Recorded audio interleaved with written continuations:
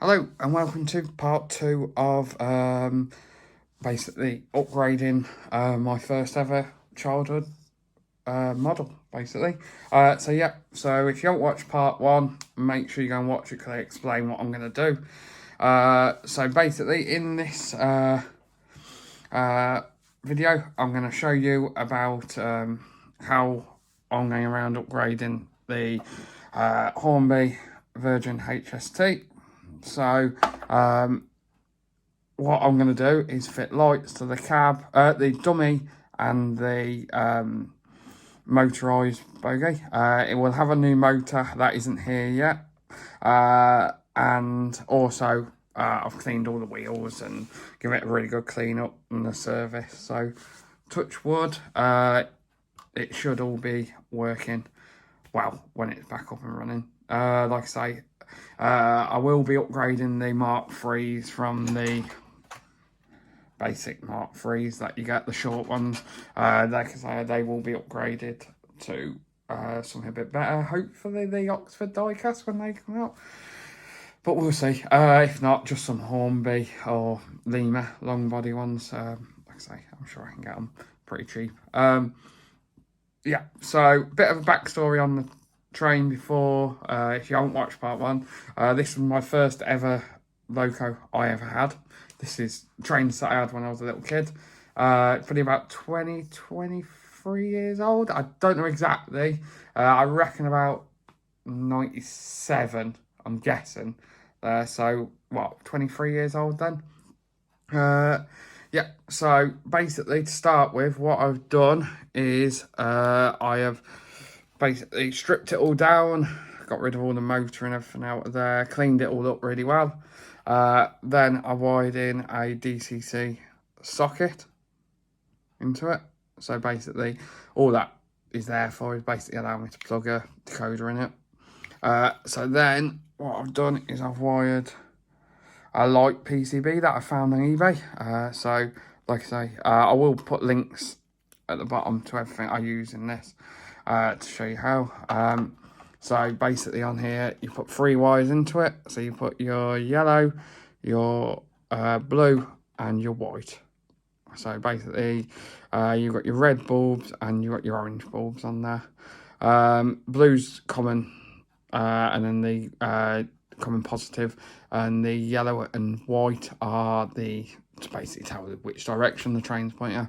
One thing to note is that basically the way you wire A and B up is the opposite on the dummy car. So basically, because it's going to be the opposite way around on the track, it will pull it. Then all you do is you run a wire from the power point there to there, and from the power point there to there. These 2 wires here are for the motor when it arrives, but it's not here as of yet.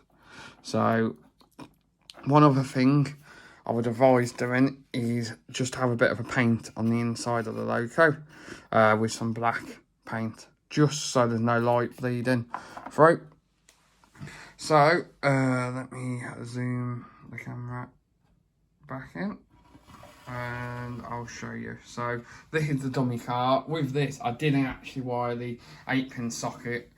Bit of a story on that. So on the main motor driven one, I just hardwired it to start with again and realised the chip was faulty. So I had to redo it all. So I thought that time, right, I've got a spare 8-pin socket. I'll get that wired in and it's there then.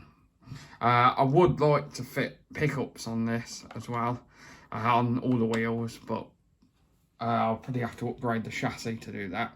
So that's a job for another day, not today.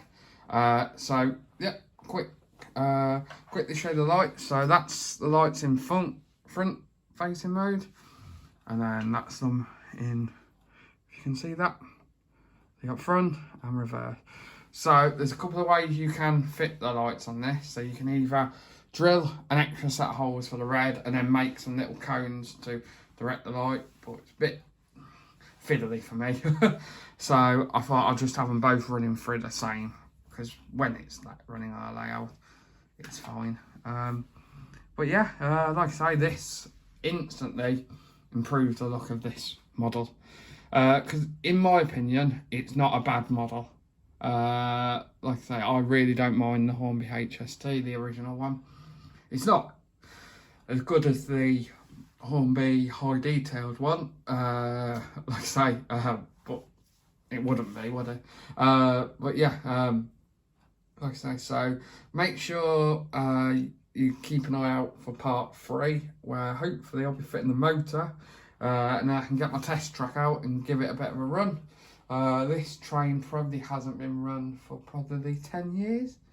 So it'll be good to get it up and running again with some lights in it. I'll try and do it where it's a bit darker, so you'll be able to see basically the lights a bit better. So yeah, any questions, leave it down in the comments below.